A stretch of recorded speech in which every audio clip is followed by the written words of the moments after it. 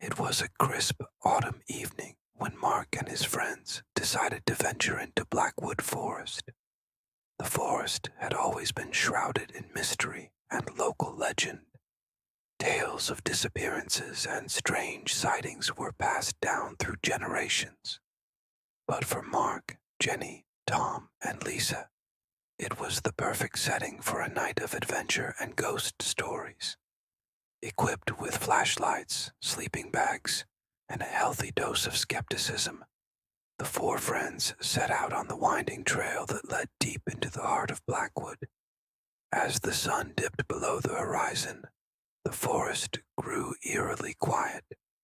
The only sounds were the crunch of leaves underfoot and the occasional hoot of an owl. They reached their campsite, a small clearing surrounded by towering trees. After setting up their tents, they gathered around a campfire, its flickering flames casting long shadows on the surrounding trees. The mood was light-hearted as they roasted marshmallows and told jokes. But as the night wore on, the conversation turned to the legends of Blackwood Forest.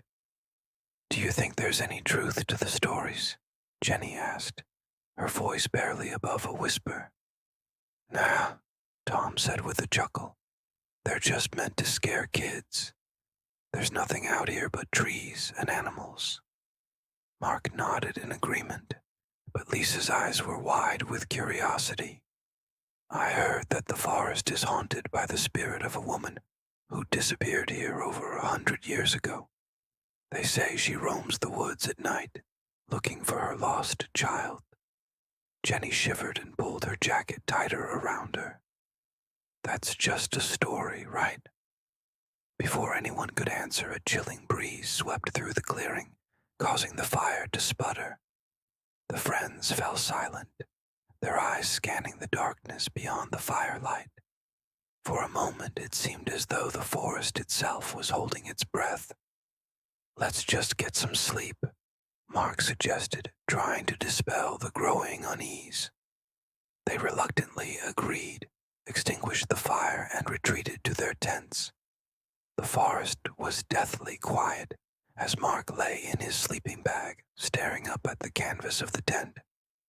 He tried to convince himself that the stories were just that, stories. But just as he was about to drift off to sleep, he heard it, a soft, mournful wail that seemed to come from deep within the woods. Mark sat up, his heart pounding in his chest. He listened intently, but the sound had ceased. He told himself it was just the wind, but he couldn't shake the feeling that something was out there. Suddenly, a blood-curdling scream pierced the night. Mark scrambled out of his tent, flashlight in hand, and saw that his friends had done the same. The scream had come from Lisa's tent, but she was nowhere to be seen. "Lisa!" Mark called, his voice trembling with fear. "Lisa, where are you?" The only response was the rustling of leaves and the creak of branches. Tom and Jenny were pale with terror, their eyes wide with fear. "We have to find her," Jenny said, her voice barely more than a whisper. Mark nodded, and the three of them set off into the woods, their flashlights cutting through the darkness. They called out for Lisa, but the forest seemed to swallow their voices. After what felt like hours of searching, they came across a small, overgrown path that led to a dilapidated cabin. "Maybe she went in there," Tom suggested, though he sounded unsure. With no other leads, they approached the cabin. The door creaked open, revealing a room filled with dust and cobwebs.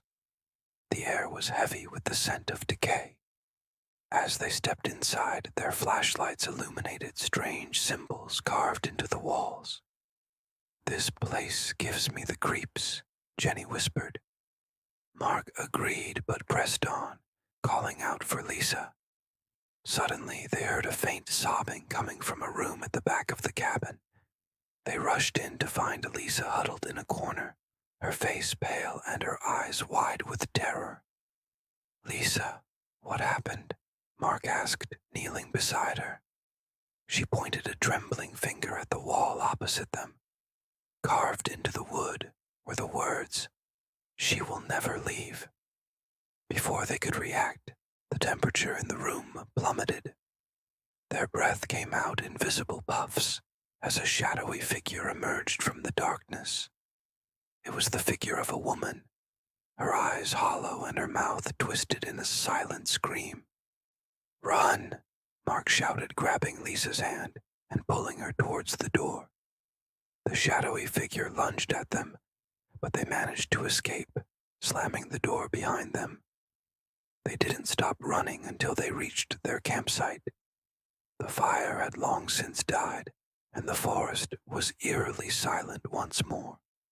Panting and shaken, they quickly packed up their gear and left Blackwood Forest, vowing never to return. As they drove away, Mark glanced back at the dark line of trees. He could have sworn he saw a figure standing at the edge of the forest, watching them with hollow eyes. The legend of Blackwood Forest was more than just a story, and they had barely escaped with their lives. From that night on, the friends never spoke of what happened in the woods, but each of them knew that the forest still held its secrets, and that the shadowy figure was still out there, waiting for the next unwary soul to venture into her domain.